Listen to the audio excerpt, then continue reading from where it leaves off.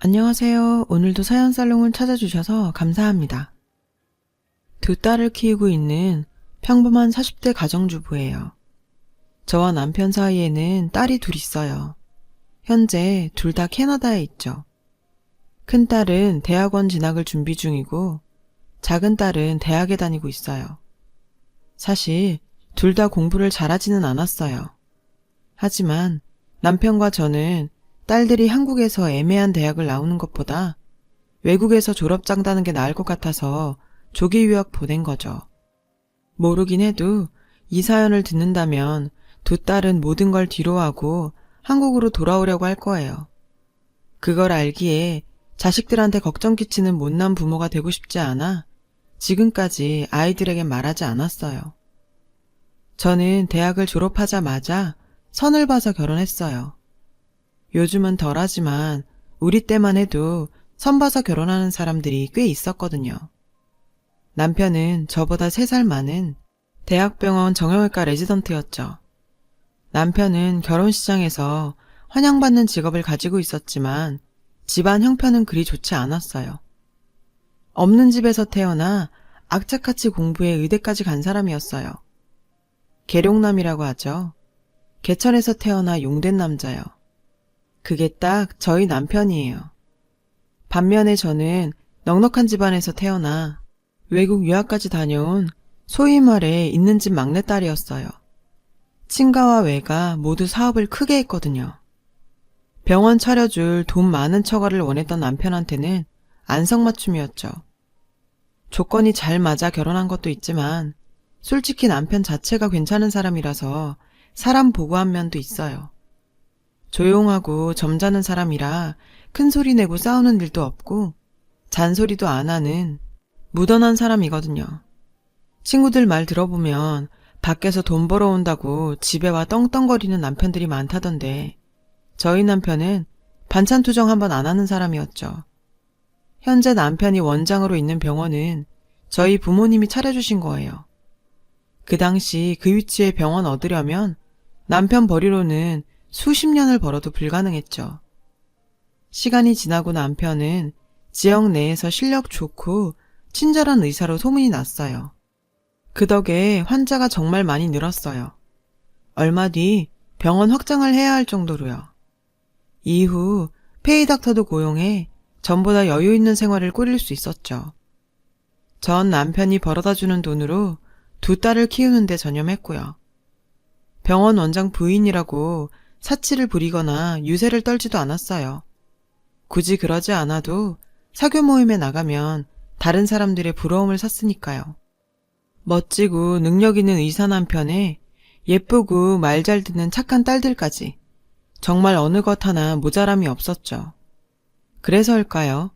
가끔 저를 시기하거나 질투하는 친구들도 있었어요. 계룡난 남편 뒀으니 격안 맞는 시댁에서 잘난 아들 가진 유세 떨며 시집살이 시킬 거라고 소곤댔죠. 하지만 사람들의 편견과 달리 시댁과도 사이가 좋았어요. 저희 시어머니는 가난한 살림에 자식을 의대까지 보낸 독한 분인 건 맞지만 저희 남편한테 똑똑한 머리를 물려주신 분이기도 하거든요. 알고 보니 저희 남편 공부머리는 시어머니한테 받은 거더라고요. 시어머니는 한자도 술술 읽고 쓰시고 경제 시사상식도 풍부하시고 70 나이에 영어 교실까지 다닐 정도예요. 저희 딸들이 있는 캐나다로 여행을 가실 때 필요할 것 같다시며 열심히세요. 그런데 얼마 전부터 남편의 퇴근이 늦어졌어요. 생전 이런 적이 없었던 사람이니 수상하더라고요. 뭔가 찜찜했지만 그렇다고 사람을 무작정 의심할 수도 없었죠. 사실 이 나이가 되고 보니 주위에 이혼하는 사람을 많이 보게 되더라고요. 그런데 그중 10중 8구가 배우자의 외도 때문이었어요. 제 남편은 착하고 거짓말도 못하는 사람이라 저한텐 평생 이런 일은 없을 줄 알았어요. 그런데 그게 아니더라고요. 처음 남편의 외도를 의심하게 된 건 향수 때문이었어요. 남편이 그 즈음부터 갑자기 안 뿌리던 향수를 뿌리더라고요. 선물 받아놓고 쓰지도 않던 스킨로션도 꼭꼭 챙겨 바르기 시작했고요. 하루아침에 사람이 달라지더라니까요. 향수도 중년에 어울리는 향이 아닌 젊은 남자애들이 뿌리는 거 있죠? 약간 시원한 냄새 나는 거요. 그걸 쓰더라고요. 당신 요즘에 왜 그렇게 외모에 신경을 쓰고 다녀? 아, 그야 환자들한테 깔끔한 인상 주려고 그러지. 요즘에는 의사들도 외모가 중요하다잖아. 어느 날인가는 드림카를 샀다고 자랑을 하더라고요. 저랑 의논도 없이 1억이 넘는 독일 외제차를 샀다고 말이죠. 사실 그동안 능력이 안 돼서 국산차를 탔던 건 아니에요. 남편 성향이 보이는데 크게 신경 쓰지 않는 편이라 그랬던 거죠. 남편의 갑작스런 변화가 솔직히 전 겁났어요. 여자의 감이라는 게 무시할 수 없잖아요. 전 인터넷으로 바람피는 남편 특징을 찾아봤어요. 인정하기 싫지만 남편의 최근 행동과 유사하더군요. 전 결국 몰래 병원 사무장한테 전화를 했죠. 남편한테 무슨 변화가 있지 않았냐고요. 평소 제가 사무장을 잘 챙겼던 터라 솔직히 말해줄 거라 믿었거든요. 사무장은 눈치가 빠른 사람이라 제가 하는 말 뜻을 바로 알아듣더군요. 그렇게 저는 사무장을 통해 남편의 일과를 보고받기로 했어요. 약속을 받고 한동안 사무장에게 별다른 연락이 없었어요. 그러던 어느 날이었죠. 남편과 외식을 하러 나간 참이었어요. 오랜만에 남편과의 외출이라 그런가 다시 예전으로 돌아간 기분이더라고요. 아무 일도 아닌데 내가 괜히 남편을 의심했던 게 아닐까 생각했죠. 그렇게 기분 좋게 식사를 하고 있었는데 사무장한테 문자가 왔어요. 전 화장실 좀 다녀온다고 하곤 밖으로 나가 사무장과 통화를 했죠. 근래에 남편에게 자주 진료를 보는 환자가 생겼는데 남편과도 안면이 있어 보인다더군요. 게다가 간호사에게 그 환자를 잘 봐달라는 말까지 했다는 거예요. 저는 사무장에게 만나서 자세한 이야기를 듣고 싶다고 했어요. 며칠 후 주말에 저는 사무장과 단 둘이 만났어요. 사무장은 주저하는 표정이더군요. 전 괜찮으니 말해달라고 부탁했죠. 너무 애가 탔거든요. 사무장 말로는 그 환자가 일주일에 2번 정도 온대요. 그런데 보통 같으면 5분 안에 끝날 진료를 그 환자만 오면 2, 30분씩 본다더군요. 간호사들 사이에서도 불만이 많대요. 환자들 대기 시간이 길어지니까요. 증상이 심한 것도 아니고 물리치료를 받으러 오는 거라더군요. 그런 환자라면 계속 진료를 볼 필요가 없는데도 다른 환자들보다 길게 진료를 보는 게 이상해서 병원에서도 말이 좀 돌았나 봐요. 게다가 더 놀라운 사실은 그 환자가 진료를 마치고 나오면 저희 남편이 로비까지 배웅을 한다는 거예요. 서로 다정하게 이름을 부르면서요. 전 확신했어요. 그 여자가 남편의 내연녀라는 걸. 사무장은 절 많이 걱정했어요. 그러면서도 흥분한 제가 병원에서 소란을 피울까봐 걱정하는 것 같았죠. 하지만 전 그렇게 생각 없는 사람은 아니에요. 집에 돌아와 침대에 누우니 잠이 오지 않더군요. 남편한테 티내지 않으려 무척 애를 썼죠. 밤마다 남편이 바람을 피우는 꿈을 꿨어요. 그런데 꿈에서 현장을 잡으려 하면 남편만 보이고 내연녀 얼굴은 안 보이더라고요. 결국 전 혼자 시름시름 앓으니 그 여자의 얼굴이나 보자 하고 막무가내로 병원을 찾았어요. 사무장에게 환자 기록에 그 여자 주소가 있냐고 물었죠. 그런데 운명의 장난일까요? 그 여자가 지금 남편의 진료실에 와 있다지 뭐해요. 잔뜩 긴장이 된 저는 손톱을 물어뜯으며 로비에 앉아 기다렸어요. 20분 정도 지났을까? 남편 진료실에 문이 열리더군요. 그런데 남편의 내연녀는 제 상상과는 많이 달랐어요. 분명 어리고 예쁜 여자일 거라고 생각했거든요. 그런데 그 여자는 저와 비슷한 또래로 눈에 띄는 미인도 아니었고 TV에 나오는 불륜녀들처럼 여우같이 끼를 부리거나 하지도 않았어요. 동네 시장에서 볼 법한 그런 아줌마였죠. 너무도 평범한 여자의 모습에 전 잠깐 할 말을 잃었어요. 남편은 절 보더니 당황하더군요. 그 여자는 절 보는 둥 마는 둥 하고는 수납을 마치고 병원을 나갔어요. 전 남편의 진료실로 들어갔어요. 연락도 없이 병원에는 웬일이야? 무슨 일 있어? 아까 그 여자 누구야? 제가 단도직입적으로 물으니 남편은 꿀먹은 벙어리처럼 가만히 있더군요. 한참 뒤에야 고향 친구라고 했어요. 고향 친구라니? 내가 미리 말할 걸 그랬네. 당신 내가 바람이라도 핀 거라고 오해한 거야? 제가 그렇다고 하자 남편이 웃더군요. 전혀 아니라면서요. 우연히 진료 중에 고향 친구를 만난 거고 고생을 꽤 했는지 관절이 많이 안 좋길래 신경을 써주는 것 뿐이라고요. 오해하지 마. 우린 그냥 친구 사이야. 하도 안 됐길래 내가 그 친구 주치의해주기로 한 거야. 뭐? 주치의? 친구 사이라고? 어떻게 남녀가 친구 사이가 돼? 그게 말이 되는 소리냐고. 남편은 그게 왜 말이 안 되냐며 의사가 돼서 고향 친구 건강 좀 살피는 게 뭐 그리 문제냐고 따지더군요. 남편은 본래 이성적인 사람이고 말도 조곤조곤하는 타입이라 남편의 말에 넘어가고 말았어요. 사실 따지고 보면 남편과 그 여자가 불륜 사이라는 명확한 증거도 없었거든요. 전 그대로 병원을 나왔어요. 퇴근한 남편은 고향 친구에 대해 자세히 얘기해 주었어요. 남편과 동갑인 그 여자는 고등학교를 졸업한 뒤 남동생들 학비를 벌기 위해 서울에서 공장을 다녔대요. 공장에서 만난 남자와 결혼한 뒤 아들 둘을 낳고 살았는데 결혼 후 알고 보니 남자한테 문제가 많았다더군요. 그 여자는 남편 때문에 온갖 고생을 하다가 결국 이혼을 하고 현재 식당에서 설거지 일을 하며 애들을 키운다고요. 일하느라 손목이 많이 안 좋아져서 파스로 연명을 하고 있었는데 같이 일하는 식당 아주머니가 남편 병원을 추천해 주더래요. 의사가 실력이 있다면서요. 그렇게 병원을 찾게 된 거고 두 사람은 정말 우연히 만났다고요. 남편의 말을 듣고 의심은 조금 가셨어요. 그래도 기분은 썩 좋지는 않더라고요. 주치의? 중병도 아니고 관절염인데 주치의는 무슨. 아무리 고향 사람이라지만 남편의 친절이 좀 과하다는 생각이 들었어요. 병원의 의사가 제 남편만 있는 것도 아니고 굳이 병원장이 그런 일까지 해야 하나 싶었죠. 간호사한테 잘 챙겨주라고 말 한마디 하면 그만이지. 안 그런가요? 이후에도 남편과 전 이 문제로 종종 말다툼을 했어요. 하지만 그때마다 승자는 늘 남편이었죠.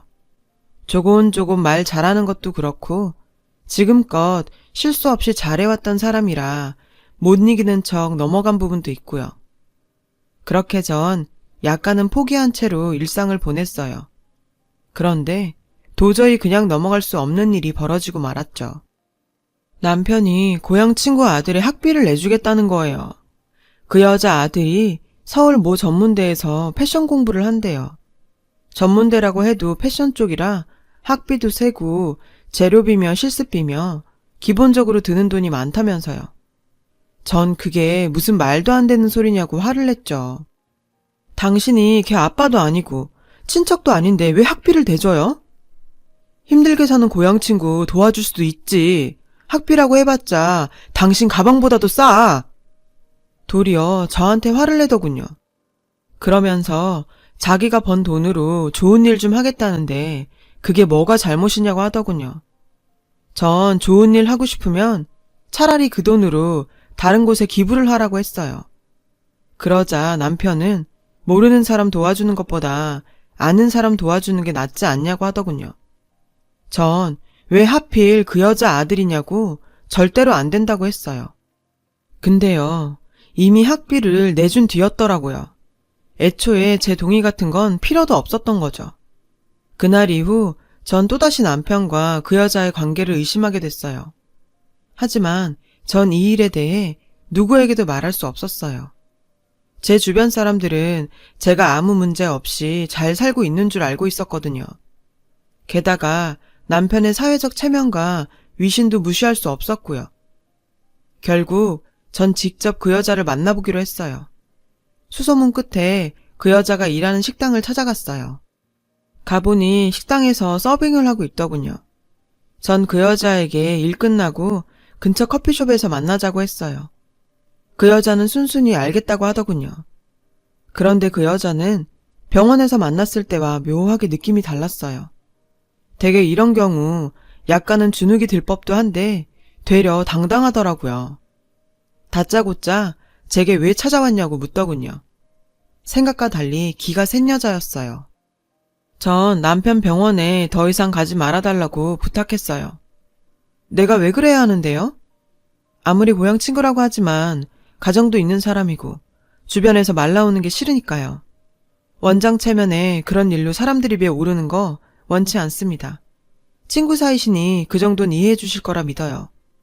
게다가 정형외과가 제 남편 병원만 있는 건 아니잖아요. 그리고 더 이상 내 남편이 그쪽 아들 학비 문제에 신경 쓰지 않게 해주세요. 정 돈이 필요하시면 저한테 연락하세요. 아들이 졸업할 때까지 학비는 제가 도와드리죠. 그러자 그 여자는 코웃음을 치더군요.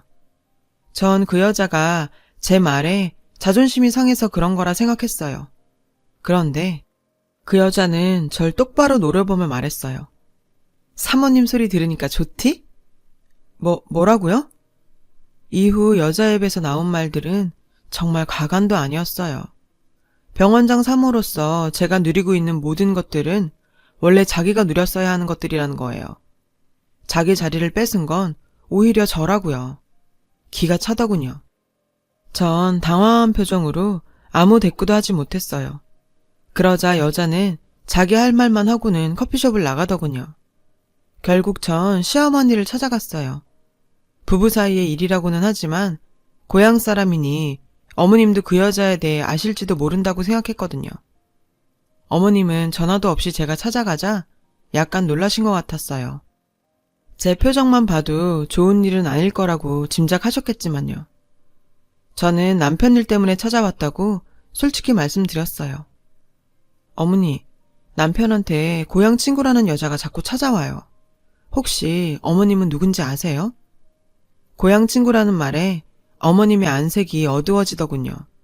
뭔가 제가 모르는 사연이 있는 게 분명했어요. 한참을 주저하던 어머님은 결국 얘기를 해주셨어요. 남편의 고향 친구라던 그 여자는 남편의 첫사랑이었더라고요. 그 여자는 어릴 적부터 동네에서 유명했대요. 얼굴도 예쁘장하고 여우짓을 잘해서 순한 남자애들이 많이 따랐다고 하더라고요. 남편도 그중 하나였죠.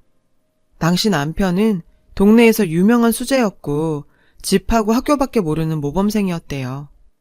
그런 아들이 소문도 안 좋은 여자애한테 빠져서 정신을 못 차리니 어머님 속이 오죽했겠어요. 혹시라도 여자 때문에 대학도 못 가는 게 아닐까 전전긍긍이셨죠. 그러던 어느 날이었대요. 저녁 창거리를 사들고 집에 오는데 글쎄 그 여자가 골목에서 동네 양아치들과 줄담배를 피우고 있더라는 거예요. 안 그래도 마음에 안 드는데 그런 꼴까지 봤으니 어머님 입장에서 가만히 있을 수 있었겠어요. 당장 남편을 불러 그 여자랑 헤어지라고 닥달을 하셨죠.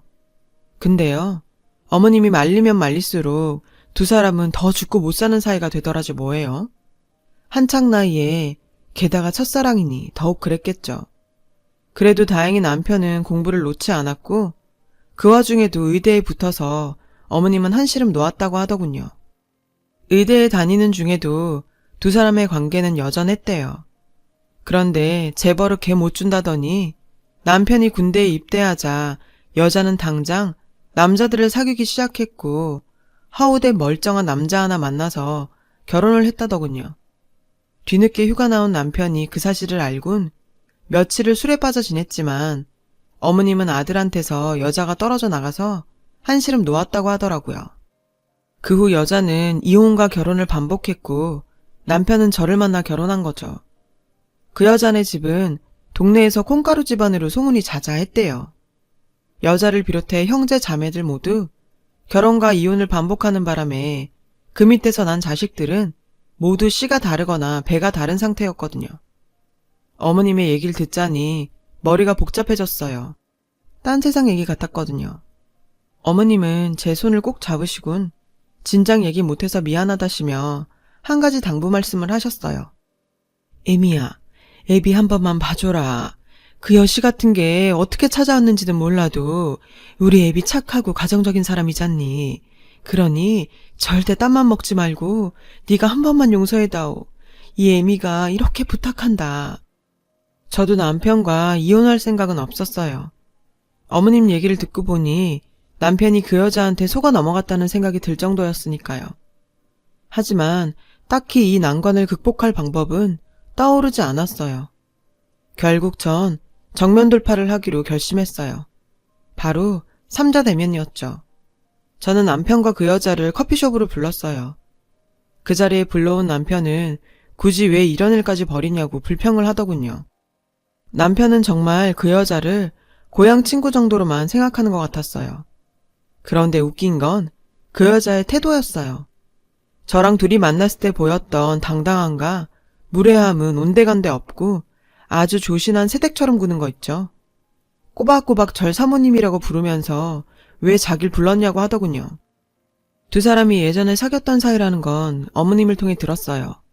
하지만 과거는 과거일 뿐 이쯤에서 정리해줬으면 좋겠네요. 더 이상 의사와 환자 사이라는 둥 그런 핑계는 듣고 싶지 않아요. 저도 더 이상은 참기 힘듭니다. 그러자 여자가 펑펑 울더군요. 자기는 너무 억울하다면서요.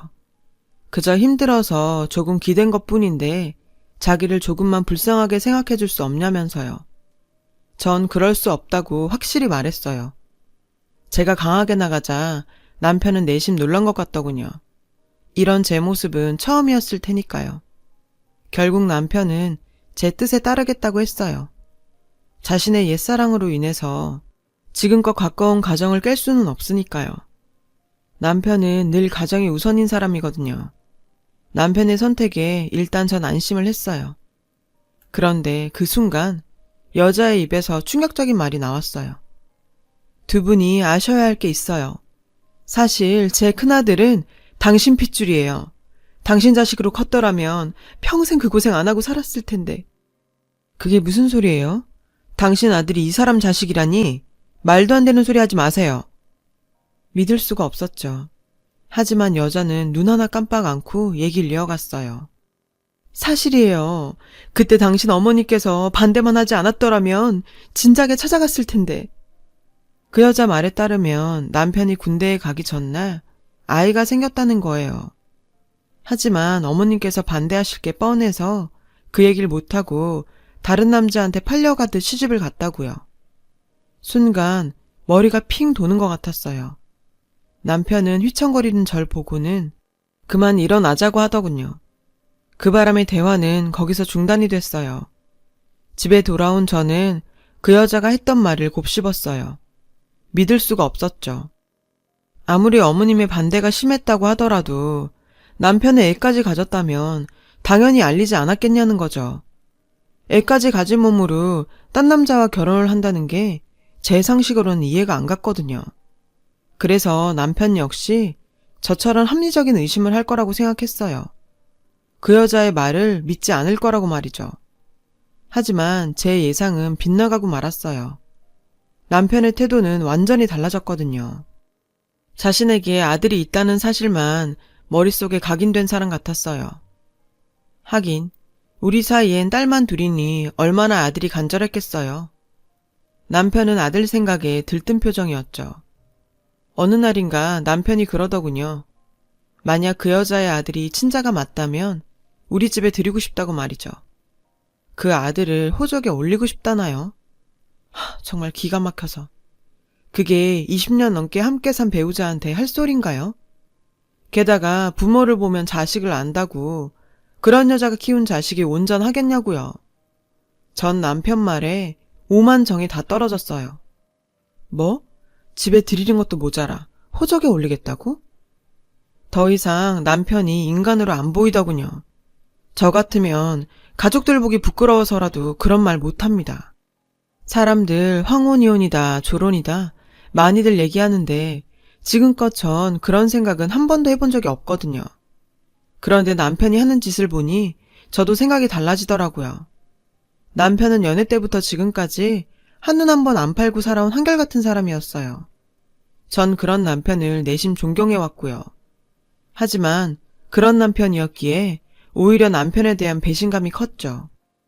그러던 어느 날이었어요. 사무장이 다급히 전화를 했더라고요. 병원 계좌에서 5천만 원이 빠져나갔다는 거예요. 저는 당장 은행으로 달려가 입출금 내역을 확인해 봤어요. 빠져나간 그 돈이 개인 계좌로 들어갔더군요. 남편의 첫사랑, 그 여자였죠. 5천만 원이 다가 아니었어요. 그동안 여러 차례에 걸쳐 1,000만 원, 2천만 원씩 그 계좌로 입금이 되었더라고요. 총 1억 원이나요. 그 순간 그나마 남아있던 남편에 대한 애정마저 식고 말았어요. 더 이상 남편은 제가 알던 사람이 아닌 것 같았어요. 며칠 뒤 남편은 첫사랑의 아들과 만났고 업체에 친자 확인 검사를 의뢰했다고 하더군요. 들뜬 표정으로 검사 결과를 기다리는 남편을 보자 소름이 끼쳤어요. 당장이라도 내쫓고 싶은 마음이 간절했지만 일단 결과부터 확인하는 게 순서라 생각했죠. 그리고 드디어 검사 결과가 나오는 날 남편은 병원에도 안 나가고 집에서 결과 서류가 담긴 등기를 기다리고 있었어요. 마치 분만실 앞에서 막 태어날 자신의 아이를 기다리는 얼굴 같더군요. 그리고 드디어 등기가 도착했어요. 남편은 한껏 고무된 얼굴로 봉투를 열었죠. 저 역시 그 결과가 궁금했어요. 심장이 벌컹거려 일찌감치 청심환도 하나 먹은 터였죠. 남편이 봉투에서 서류를 꺼내는 그 짧은 시간 동안 전 그 아이가 정말 내 남편 아들이면 어떡하나 고민을 했어요. 그런데 서류를 훑어보던 남편의 얼굴이 서서히 굳어가더군요. 남편은 무거운 얼굴로 서류를 던져놓곤 서재로 들어가 버렸어요. 달려가 서류를 확인해보니 하단에 붉은 글씨로 이렇게 써있더라고요. 친자 확인 결과 99.9% 일치하지 않습니다. 그 여자의 아들은 남편의 아이가 아니었어요. 그제야 온몸에 힘이 쫙 풀리더군요. 그대로 소파에 파묻혀 멍하니 천장만 바라봤어요. 웃음이 나더군요. 그 여자의 농간에 노란한 우리 부부 꼴이 너무 우스워서요. 남편은 한참을 서재에서 나오지 않았어요. 그렇게 기대했는데 왜 아니겠어요? 아무튼 결과는 나왔고 그 사이 우리 부부 사이에는 많은 변화가 생겼어요. 전 더 이상 남편을 믿을 수 없게 됐거든요. 얼굴만 마주쳐도 부하가 치밀고 손끝만 닿아도 소름이 끼쳤어요. 이 남자와는 도저히 한 공간에서 살 수 없겠다는 생각이 들더군요. 결국 남편한테 별거 통보를 했어요. 생각 같아선 이혼을 하고 싶었지만 오랜 시간 살아오면서 얽힌 것들도 많고 무엇보다 두 딸아이에게 끼칠 영향 때문에 선뜻 이혼을 할 수는 없었어요. 그런 제게 남편은 그 여자와의 모든 관계를 끊었다며 미안하다고 사과를 하더군요. 남편은 제 앞에서 무릎을 꿇고 한 번만 용서해달라고 빌었지만 전 그럴 마음이 안 생겼어요. 아들이 생겼다고 좋아하던 남편의 그 얼굴을 잊을 수가 없으니까요. 얼마 뒤 저는 남편을 병원에서 쫓아냈어요. 친정부모님이 해주신 병원이라서 제 명의로 되어 있었거든요. 남편은 울면서 한 번만 용서해달라고 하더군요.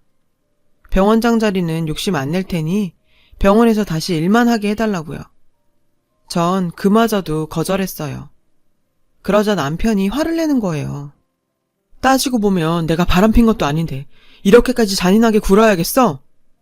궁지에 몰리니 이빨을 세우는 남편을 보니 전 제 결정에 더 확신이 서더군요. 남편은 살아온 정을 생각해서라도 한 번만 기회를 달라고 사정을 했어요. 하지만 한 번 결심이 선 이상 바꿀 생각이 없었죠. 얼마 뒤 소식을 전해들은 어머님께서 집으로 달려오셨어요. 남편이 집안에서 길을 못 펴니까 밖에서 불쌍한 여자 잠깐 도와준 거지. 너 이러는 거 아니다. 막말로 애비가 바람을 피기랬냐 밖에서 애를 낳아왔냐. 그저 마음이 약해서 그년한테 속은 죄밖에 더 있냐. 지 자식을 낳았다는데 어떤 남자가 나 몰라라 해. 다행히 지 자식 아닌 거 판정 났고 그럼 다 끝난 거 아니냐. 어머님, 지금 그 사람 편드시는 거예요? 내 말이 틀렸니? 솔직히 너 있는 집 자식이라고 우리 집 좀 무시했니? 내 그간 말은 안 했지만 나 너 어려워서 아들 집에 왕래도 맘대로 못하고 살았다. 혹시라도 애미 때문에 내 아들이 처가에 책 잡힐까봐. 그러니 이번엔 네가 좀 양보해라. 역시 팔은 안으로 굽더군요. 이젠 남편은 물론 그 집 식구들한테까지 오만 정이 다 떨어졌습니다. 많은 고민 끝에 딸들을 생각해 결국 전 이혼은 하지 않고 별거 하는 조건으로 남편 앞으로 된 아파트까지 모조리 다 제 명의로 바꿨어요. 남편은 현재 오피스텔에서 지내며 대학 후배 병원에서 페이닥터로 일하고 있고요. 언젠가 남편이 전화해 그 여자에 대한 얘기를 하더라고요. 자기가 순진해서 속은 거라고요. 빚이 있었던 것도 다 거짓말이었고 아들이 대학에 다닌다는 것도 거짓말이었대요. 그러면서 자기도 피해자라며 제발 용서해달라고 울먹이더군요. 하지만 이제 와서 무슨 소용이겠어요. 이미 끈은 떨어진걸요. 얼마 전부터 캐나다에 갈 준비를 하고 있어요. 아직 딸들한테 자세한 얘기는 못했고요. 남편과 별거 중이란 사실도요. 나중에 딸들이 이해할 나이가 되면 그때 할 생각이에요. 아이들한테 아직은 아빠가 필요한 나이니까요. 살다 보면 뜻하지 않은 일들이 벌어지기도 하죠. 믿었던 사람의 낯선 모습도 발견하고요. 저 역시 그 때문에 상처를 받았지만 이 또한 지나가리라 믿어요. 이젠 누구한테도 기대지 않고 제 힘으로 똑바로 서보려고 합니다. 제 긴 이야기 들어주셔서 감사해요. 여러분의 가정에도 항상 따뜻한 행복이 가득하시길 바래요. 여러분, 사연 댓글에 응원과 현명한 조언 부탁드려요. 좋아요와 구독은 저에게 큰 힘이 됩니다. 오늘도 좋은 일 가득하세요.